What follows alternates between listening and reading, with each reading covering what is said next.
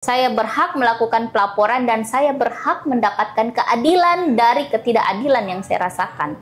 Jadi saya rasa kita bisa tarik ke arah situ. Bagaimana bisa menyetarakan pemikiran antara laki-laki dan perempuan bahwa kita itu sama. Tidak ada yang superior, tidak ada yang inferior, dan lain-lain.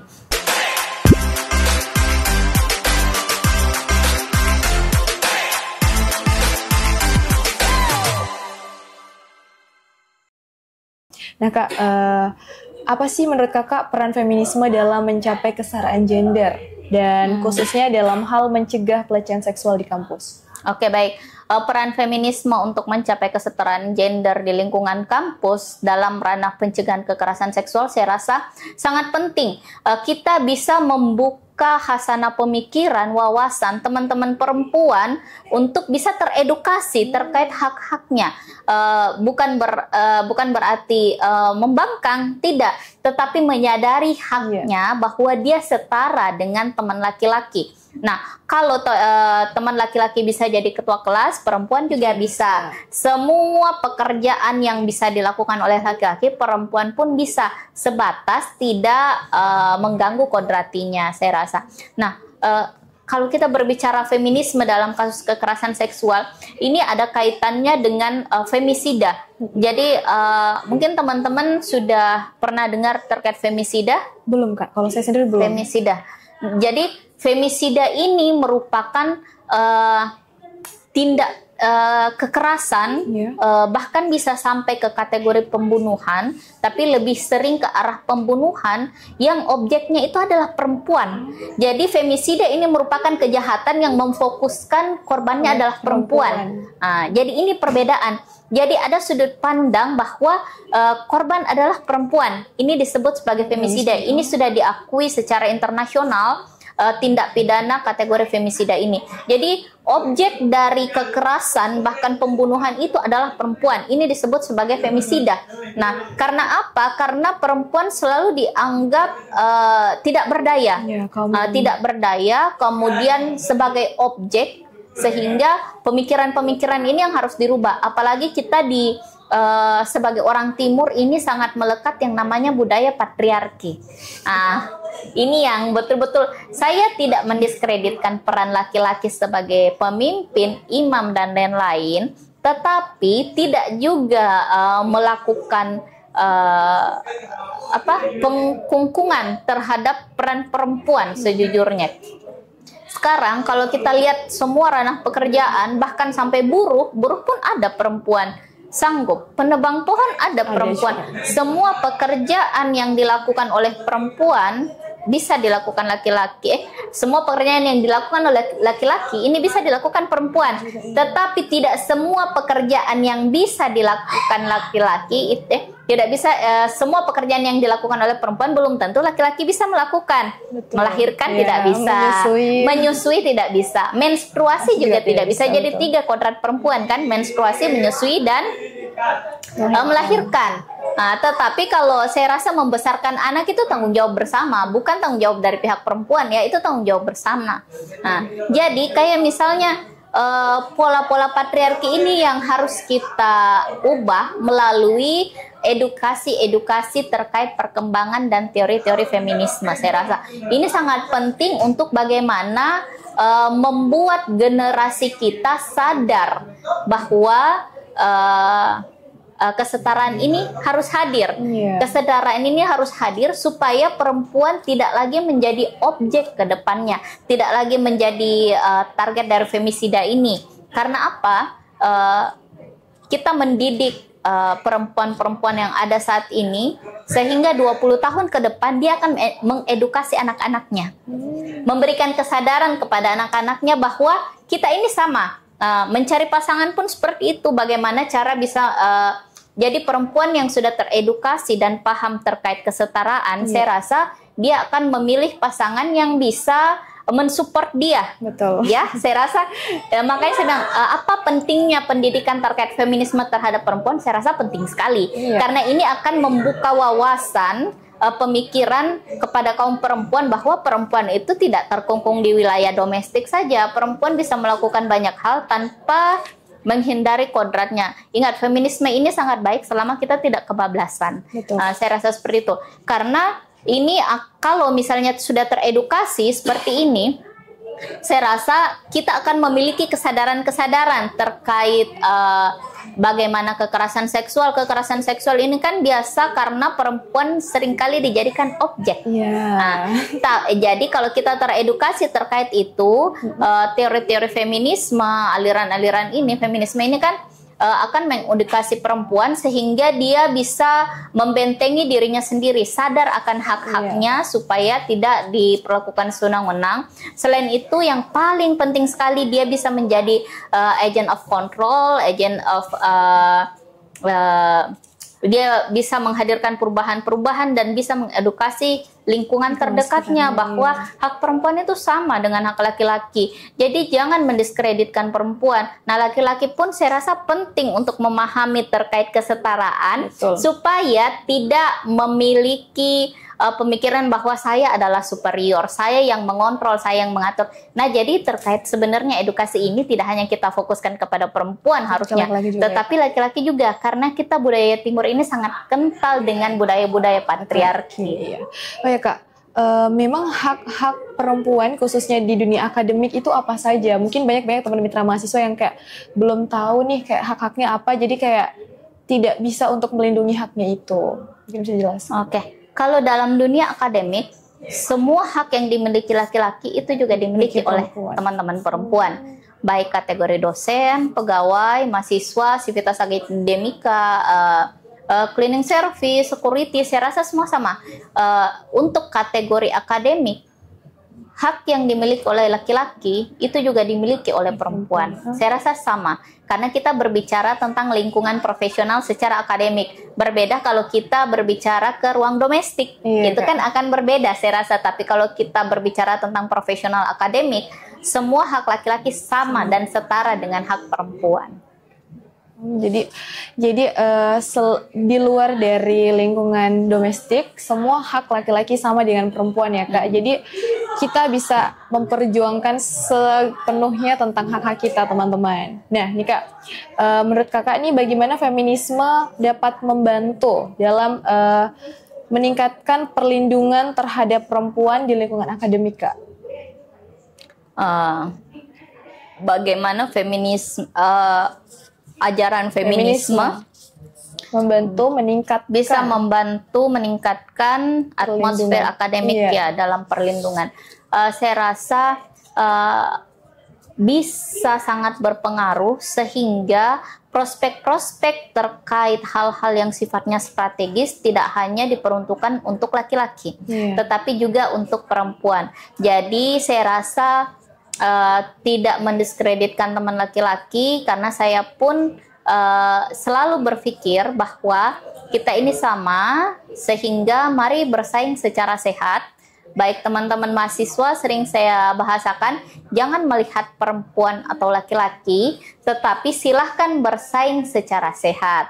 Tetapi teman-teman perempuan di sana yang juga memperjuangkan haknya dengan berkoar-koar, jangan juga sering mengeluh, aduh angkat galon, angkat ini ya. Kalau kita minta kesetaraan, semua harus bisa dong. Betul. Saya rasa ya, jangan terlalu terkadang ada sisi-sisi yang keluar saya kan perempuan, saya tidak bisa ini. Nah, ini juga harus bisa dikontrol saya rasa ya. Iya. Oke. Kak, kalau berbicara tentang pelecehan seksual itu pasti tidak akan jauh-jauh dari korban. Apalagi korban pelecehan seksual itu selalu selalu meninggalkan trauma yang dalam, terutama psikologisnya. Sampai-sampai terkadang susah untuk korban pelecehan seksual itu untuk speak up, untuk mengungkapkan bahwa aku ini korban gitu, karena mereka takut, mereka malu. Nah, bagaimana nih Kak cara kita menciptakan lingkungan yang aman dan membuat teman-teman itu berani untuk mengungkapkan bahwa aku ini adalah korban pelecehan seksual. Itu bagaimana Kak? Nah, ini juga sebenarnya menjadi perhatian bukan hanya Satgas PPKS, saya rasa kita semua harus menghadirkan lingkungan yang aman dan nyaman bagi korban kekerasan seksual. Nah, kenapa saya bilang demikian? Seringkali kenapa korban kekerasan seksual ini tidak mau speak up? Karena dia sadar ketika dia melaporkan kasusnya, ini tidak hanya menghadirkan saya mendapatkan keadilan dari proses yang saya jalani di Satgas atau pihak kepolisian, tetapi dia tahu resikonya sebagai pesakitan setelah itu. Ada resiko di situ. Nah, ini saya rasa merupakan tugas yang sangat berat sekali bagi kita secara keseluruhan, termasuk masyarakat secara umum, bagaimana mengubah paradigma kita bahwa korban ini bukan pelaku. Dia tidak boleh justifikasi, dijadikan pesakitan atau bahkan dijadikan bahan. Nah, seringkali masyarakat kita kayak gini, dia korban kekerasan seksual, kasus pemerkosaan misalnya, tidak akan ada laki-laki yang mau, tidak akan ada keluarga laki-laki yang bisa menerima apabila perempuan tersebut merupakan korban kekerasan seksual. Ini kan kasihan sebenarnya, kita mendiskreditkan dia sudah menjadi korban, jadi pesakitan lagi. Jadi saya rasa sebelum kita menghadirkan hal-hal yang seperti itu, kita semua harus merubah paradigma kita bahwa dia itu korban, bukan pelaku. Tidak selayaknya dia kemudian menjadi bahan bullying, kemudian bahan-bahan yang kemudian dijadikan pesakitan ke depannya. Karena seperti diskusi-diskusi lepas, sangat sulit keluarga dari pihak laki-laki yang akan bisa menerima perempuan korban dari kekerasan seksual. Ini akan sangat sulit.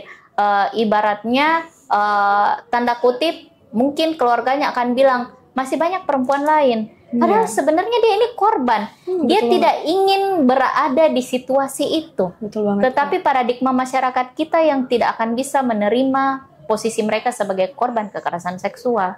Jadi sebelum kita beralih, kita harus merubah paradigma kita bahwa dia itu korban bukan pelaku, baru kemudian kita akan menghasilkan lingkungan aman dan nyaman. Seperti itu. Nah, Kak, untuk menciptakan lingkungan yang aman dan nyaman, bagaimana nih peran Satgas PPKS peran Satgas PPKS dan masyarakat kampus untuk menciptakan lingkungan yang aman dan nyaman untuk korban pelecehan seksual? Jadi Satgas PPKS ini senantiasa melakukan sosialisasi secara rutin sebagai upaya pencegahan kekerasan seksual, juga mengedukasi warga kampus, khususnya lingkungan Universitas Negeri Makassar, agar bisa membuka cakrawala pemikiran sehingga korban ini tidak lagi dijadikan sebagai objek pesakitan, tetapi lebih ke arah dukungan.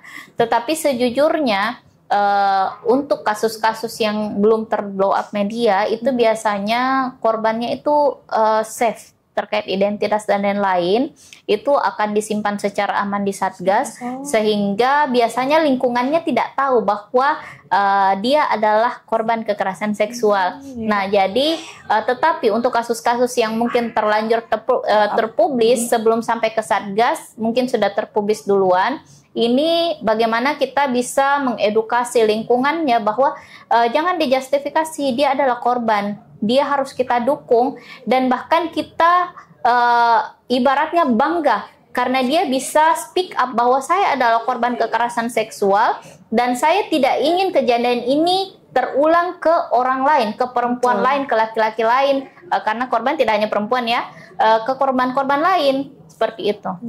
Kalau untuk Satgas PPKS sendiri, Kak, menangani kasusnya itu apakah yang hanya ada di lingkup Universitas Negeri Makassar atau yang ada di luar juga, Kak? Maksudnya kayak, siapa tahu ada teman-teman yang lagi PMM atau teman-teman lagi KKN, apakah itu juga kalau mengalami pelecehan seksual, Satgas PPKS ikut terjun menangani kasus tersebut? Oke, baik. Kekerasan seksual ini tidak hanya terjadi di lingkungan kampus, bisa terjadi dimanapun. tidak terikat ruang dan waktu. Betul, Pak. Selama kegiatan tersebut ada kaitannya dengan pelaksanaan Tridharma perguruan tinggi. Adik-adik yang KKN, yang bahkan KKN ke Jepang atau kegiatan kemahasiswaan ke luar negeri kemanapun, itu masuk dalam ranah Satgas karena merupakan bagian dari pelaksanaan Tridharma perguruan tinggi. Termasuk adik-adik yang berorganisasi, ada kegiatan organisasi di mana, ingat, standar kita untuk menangani kasus adalah adanya izin kegiatan. Jadi sekalipun kegiatan di luar kampus atas nama organisasi, kalau tidak ada izin kegiatan secara resmi, itu kita anggap tidak merupakan bagian dari pelaksanaan Tridharma perguruan tinggi. Jadi apapun kegiatannya selagi melibatkan Tridharma perguruan tinggi itu akan ditangani oleh Satgas PPKS. Iya, seperti itu. Kak, selama kakak bergabung di Satgas PPKS ini kan pasti banyak kasus yang terlapor nih ya, Kak. Iya. Mungkin bisa diceritakan 1 atau 2 kasus yang pernah kakak tangani bersama dengan tim Satgas PPKS. Oke, baik. Sebenarnya kalau untuk menceritakan kasus itu sudah melanggar kode etiknya Satgas PPKS ya. Jadi kami tidak bisa mengungkapkan 1 atau 2 kasus yang diminta, tetapi sebagai pembelajaran saja, kasus yang ditangani Satgas ini tidak hanya melibatkan dosen dengan mahasiswa, tetapi kami juga menangani kasus antar mahasiswa dengan mahasiswa, junior dengan senior, kemudian ada yang melibatkan tenaga pendidik atau pegawai, kemudian ada juga yang lintas universitas. Seperti itu. Iya, Kak. Nah, Kak, pasti ini kan banyak dari teman-teman mitra mahasiswa yang kayak tidak tahu bagaimana cara sih pelaporan tentang kasus pelecehan seksual. Nah, itu mungkin bisa dijelaskan ke teman-teman mitra mahasiswa, Kak, untuk bagaimana cara pelaporan kalau misalnya kita mengalami kasus pelecehan seksual, terutama apalagi kasus pelecehan seksual yang verbal tuh, Kak. Pasti mereka kayak, aduh aku melaporkan tapi buktinya nggak ada. Nah, itu apakah ada perbedaan prosedur antara pelecehan seksual yang tingkat dasar, tingkat bawah, sama tingkat berat? Iya. Okay.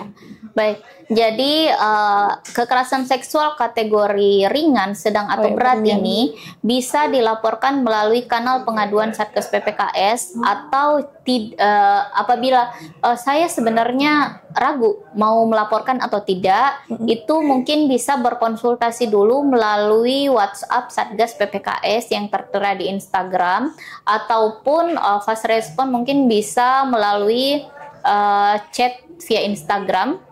Itu bisa untuk sekedar berkonsultasi apakah ingin melakukan pelaporan atau tidak. Jadi setelah melakukan konsultasi, kemudian melakukan pelaporan secara resmi ke kanal pelaporannya Satgas. Jadi kanal kami ini langsung connect ke kanal kementerian. Jadi ini akan terpantau dari kementerian. Setelah itu kami akan melakukan proses asesmen.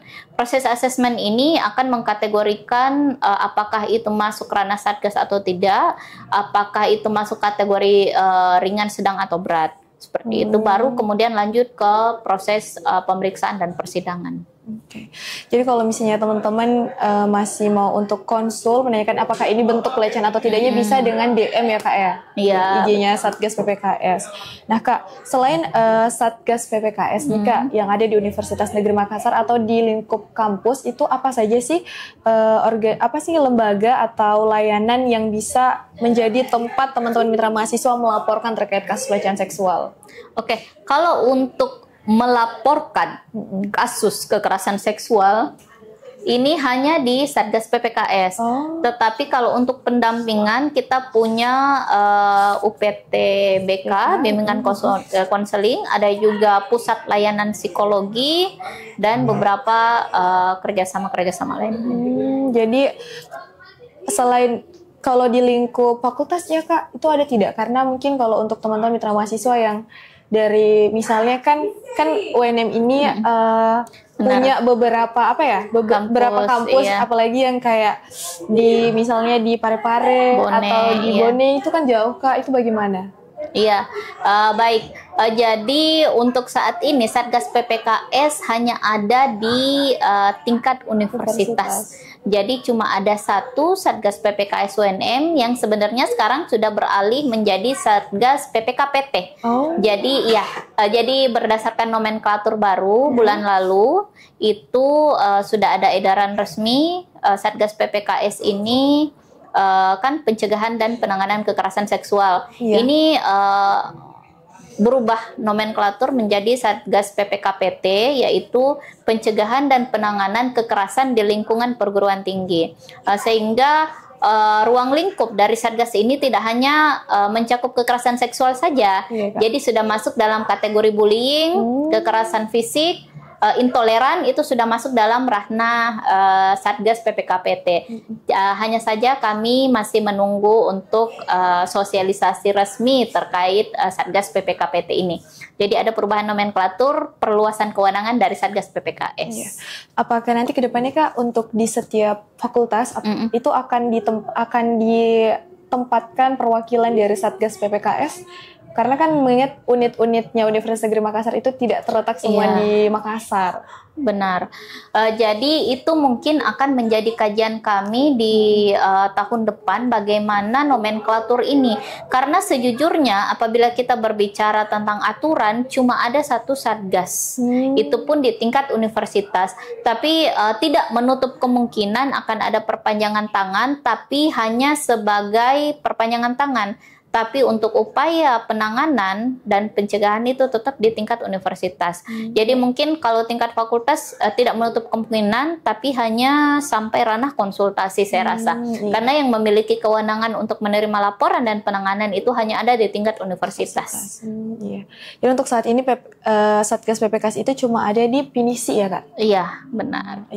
Oke, kita kembali lagi ke korban ya Kak. Korban pelecehan seksual. Nah, korban pelecehan seksual itu kan terkadang mereka takut untuk berbicara Kak. Nah, terus kalau misalnya kita mendapat korban yang melapor tapi yang sudah memang dalam kategori berat kasusnya Kak, itu bagaimana kita membantu mereka untuk membuka suara tapi tanpa membuka lukanya dan menimbul apa sih Kak? Kan biasa orang kalau misalnya kena kasus pelecehan seksual tuh lukanya dalam. Nah, bagaimana cara kita menanyakan tentang kasus mereka tapi tanpa membuka lukanya mereka lagi gitu Kak? Jadi sistem kami ini melihat korban yang mengalami trauma berat, ini kami hanya tidak bolak-balik menanyakan luka yang sama ya. Saya rasa ini ada kode etik kami juga. Karena kami di tim Satgas kan juga melibatkan psikolog. Jadi kami di tim Satgas melibatkan psikolog sehingga proses pemeriksaan di awal korban bisa didampingi atau bahkan diwakili untuk berbicara sehingga orang yang dipercaya oleh si korban untuk bisa menjelaskan terkait kasus tersebut hadir mendampingi korban, menceritakan kejadian tersebut, kemudian si korban tinggal mengkonfirmasi apakah itu benar atau tidak. Jadi seperti itu, sehingga tim psikolog kami pun akan melakukan pendampingan untuk melihat kondisi psikis korban, apakah bisa diselesaikan di waktu yang sama atau kita jeda dulu untuk menunggu stabil dari korban. Tapi biasanya kami hanya meminta keterangan dari korban itu maksimal 2 kali, hanya sekedar mengkonfirmasi apakah benar atau tidak, dilihat dari tingkat trauma yang dialami oleh korban. Jadi kalau masuk laporan hari ini, laporan itu bisa diwakili untuk melaporkan. Jadi korban tidak dalam kondisi yang stabil, tidak mampu melakukan pelaporan, tapi ada persetujuan dari korban untuk diwakili melakukan pelaporan, itu memungkinkan. Karena beberapa kasus yang kami tangani bahkan bukan korban sendiri yang melaporkan, tetapi sahabat dekat dari korban berdasarkan persetujuan. Untuk hal-hal yang mendesak bisa menggunakan screenshot persetujuan atau bahkan surat yang menyatakan bersedia untuk diwakili dengan menggunakan materai. Biasanya seperti itu dengan adanya foto KTP atau kartu mahasiswa dan identitas-identitas lain. Jadi ini bisa diwakili. Beberapa kasus yang kami tangani pun ini diwakili, tidak langsung korban yang melaporkan karena kondisi psikis yang sangat tidak memungkinkan, sehingga dalam proses pelaporan pun didampingi 2-3 pendamping dengan korban tetap hadir, atau bahkan pernah kasus kami yang ke rumah sakit untuk melihat korban dan pemeriksaan dilakukan di rumah sakit. Seperti itu bisa diwakili ya Kak. Nah, kalau berbicara tentang suara yang didengarkan dari korban, kan terkadang korban dari pelecehan seksual itu kalau misalnya kayak pergi melapor atau apa tuh terkadang kayak mereka lagi yang disalahkan gitu loh Kak. Kadang-kadang kayak, oh mungkin bajumu nih yang terlalu seksi atau kamu yang terlalu gilid-gilid gitu makanya kamu kena pelecehan seksual. Nah, bagaimana nih cara kita membantu para korban ini agar suaranya tuh lebih didengar gitu Kak? Jadi kami dari tim Satgas PPKS itu berusaha untuk tidak melakukan justifikasi kepada korban, sehingga kami mendengarkan dulu duduk persoalannya seperti apa, tetapi tidak juga berat sebelah bahwa ketika ada laporan masuk maka kita langsung menjustifikasi pelaku adalah terlapor adalah pelaku. Jadi kami tetap memakai prinsip presumption of innocence, sehingga tidak bisa kita justifikasi juga, karena jangan sampai itu merupakan fitnah ya. Sehingga kami pun tidak berat sebelah, kami akan mendengarkan dulu dari kedua belah pihak, baru kami memutuskan. Jadi tidak berat sebelah, tidak serta-merta karena adanya laporan kita langsung menjustifikasi bahwa dia adalah pelaku, dia adalah korban, tidak. Jadi seperti itu, kami tidak melihat apakah banyaknya saksi yang menyatakan bahwa dia bersalah dia langsung kita justifikasi, tidak ya. Jadi kita lakukan pemeriksaan dulu. Adapun faktor-faktor lain, misalnya faktor viktimologi, adanya peran korban dalam proses terjadinya kekerasan seksual, itu pun akan menjadi pertimbangan-pertimbangan tertentu, tetapi tidak dalam kategori menjustifikasi korban. Iya, oke, kalau gitu, ya paham Kak sekarang.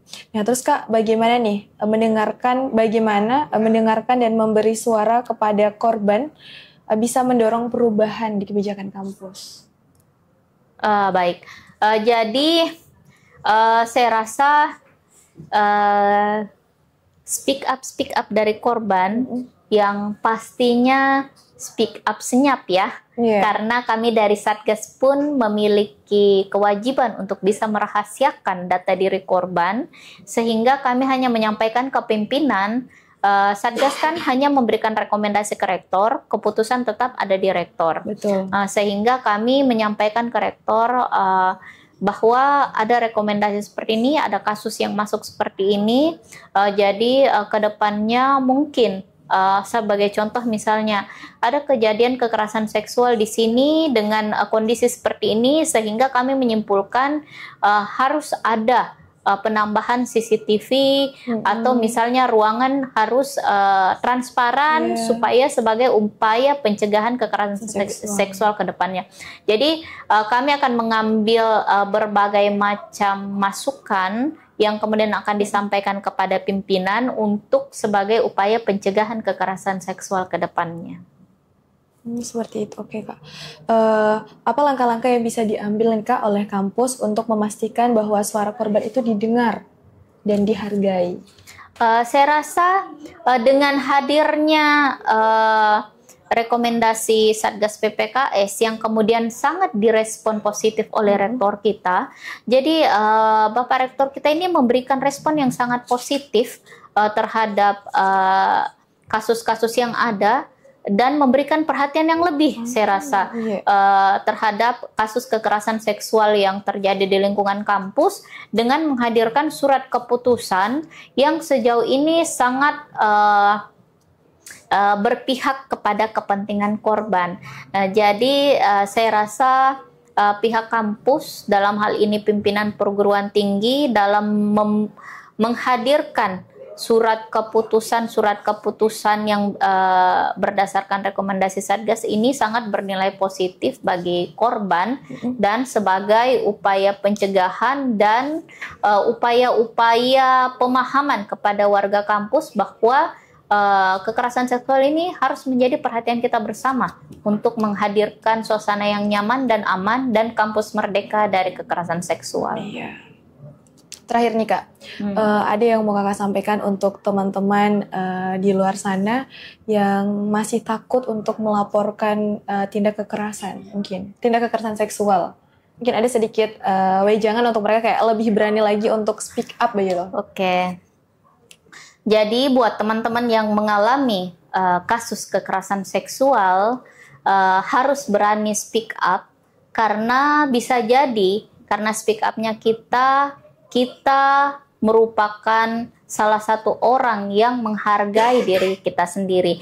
Dengan kita speak up bukan mempermalukan diri, tetapi itu bagian dari menghargai diri kita sendiri. Karena dengan speak up kita mencari keadilan untuk ketidakadilan yang kita rasakan.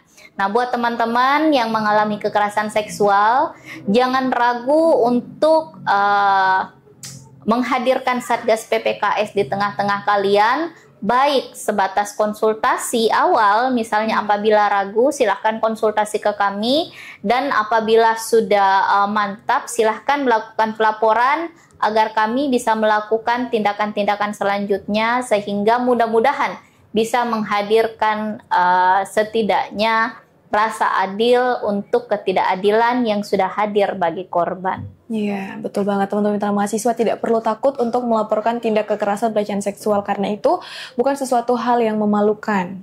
Teman-teman melaporkan itu sama dengan teman-teman membantu melindungi diri teman-teman dan korban-korban yang lain ya Kak. Iya, karena kalau teman-teman berani speak up, otomatis korban-korban yang lain juga akan ikut berani speak up seperti itu teman-teman ya. Mungkin penutup dari Kak Ririn tadi menjadi akhir dari podcast kita pada hari ini. Terima kasih banyak Kak Ririn sudah meluangkan waktunya berbagi insight ilmu yang sangat bermanfaat sekali untuk kami dan teman-teman mitra mahasiswa pada hari ini. Siap. Untuk teman-teman mitra mahasiswa jangan lupa like, subscribe YouTube channelnya Profesi agar teman-teman tidak ketinggalan video-video podcastnya Profesi berikutnya. Sekian podcast pada hari ini, saya Agnes Arimayanti dan Kak Ririn Siap. pamit undur diri.